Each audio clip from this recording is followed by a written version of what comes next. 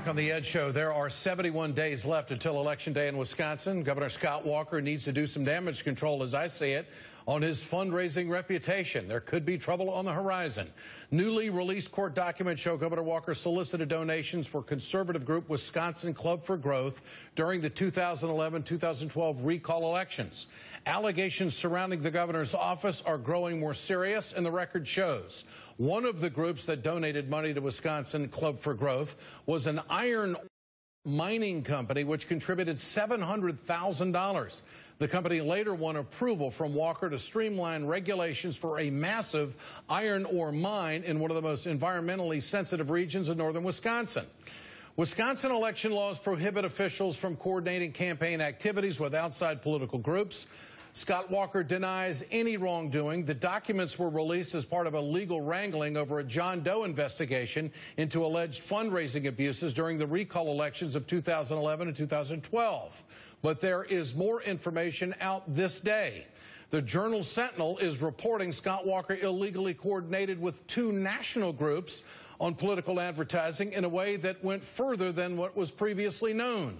The two groups, the Sentinel names, are an arm of the Republican Governors Association, and the other is the Republican State Leadership Committee. For more on this, let's turn to our rapid response panel. Mike Tate, who is the state chair of the Democratic Party of Wisconsin, and also Ruth Conniff, editor-in-chief for the Progressive magazine. Great to have both of you with us. Mike, you first. Now there's three groups. And this is reporting from a newspaper that has generally been pretty supportive of Governor Walker. What does this mean? Does Walker not know the law, or has he just shown a real disregard for the regulations on the books in Wisconsin? How do you see it? Well, listen, I think that we're seeing more and more concerning allegations, and in fact, in some cases, what appear to be facts and statements that Scott Walker doesn't seem to think the law applies to him. We see this in, as you referenced, the $700,000 contribution from the iron ore mining company.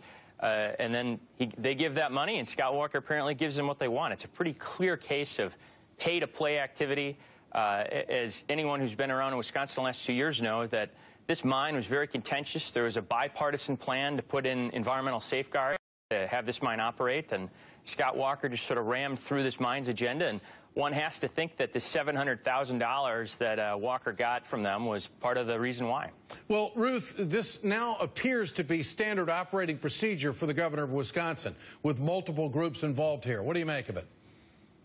Well, it is stunning. It is big news in Wisconsin. We've never had a governor that ran around raising money for outside groups. And the emails explicitly state the reason that the governor wants, his finance advisor stated in an email, the reason that he wants people to give money to the Club for Growth is because they can give undisclosed amounts, any amount, unlimited amounts, and the donors themselves are not disclosed. So it's a very clear effort on the part of Walker himself to work to coordinate with this group. That same advisor said, you know, we've had problems in the past with all these outside groups running different issue ads. We need to streamline it. We need to go through one group. And that group conveniently is advised by R.J. Johnson, who is also Walker's chief political strategist during the recall campaign. So what they're doing is they're saying we need an unlimited amount of money. We need to coordinate directly on what the message is. And we can protect donors from having their names disclosed by having them contribute to this group. So, Ruth, and he did a great job.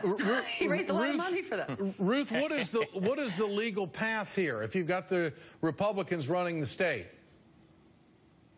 Well, I mean, there are, you know, this is working its way through the courts, and I think it's important to remember that some of the folks, the Government Accountability Board, which regulates campaign finance in our state, which has been very clear that coordinating with outside groups is a form of political contribution, so it violates state campaign finance law, what Walker did. That's run by a whole bunch of retired judges, some Republicans, some Democrats. The chief prosecutor in this case, Frank Schmitz, who voted for Walker in the recall, rock-ribbed Republican. You know, there are a lot of Republicans who don't want to see Wisconsin become a corrupt state. So it's not just a partisan issue.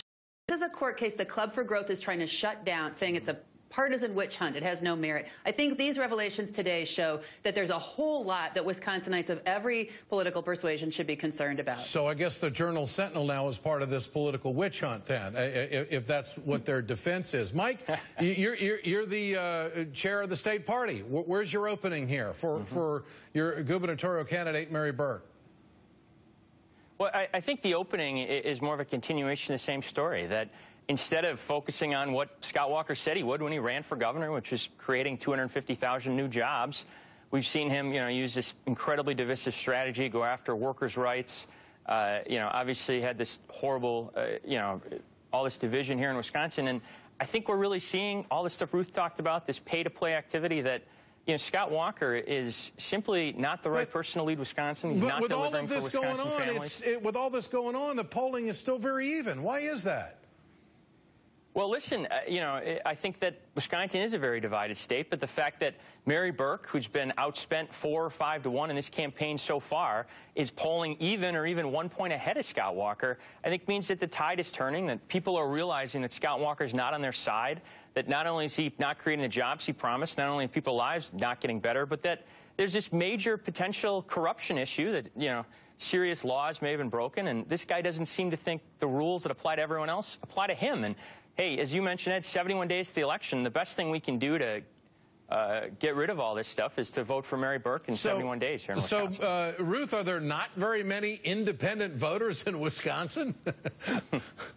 Oh, I think there are a lot of independent voters, and there are a lot of folks who voted for Walker in the recall because they didn't like the idea of recalling a governor, who nonetheless are not fans of Walker. I think Walker's one bad news story away from totally losing. Wisconsin's a toss-up now. We've moved into the toss-up category. After leaning Republican and national, according to national pollsters, it is a toss-up with an underfunded Democratic candidate with almost no name recognition. I think what you see is people moving away from Walker because we learned one thing after another about how he's a tool of a national right-wing set of groups. He's getting an email that says, go talk to Sheldon Adelson, ask for $1 million. He talks to Sheldon Adelson, and that money comes to Club for Growth. He's given his marching orders in these emails. Go talk to one big national rich right-wing figure after another, and he goes and he does that work. This has nothing to do with the interests of the people of Wisconsin. I think that is becoming terribly, terribly clear to folks as they read these stories. All right. Ruth Conniff, Mike Tate, good to have both of you with us tonight. We'll follow the story. Appreciate it. Up next, finding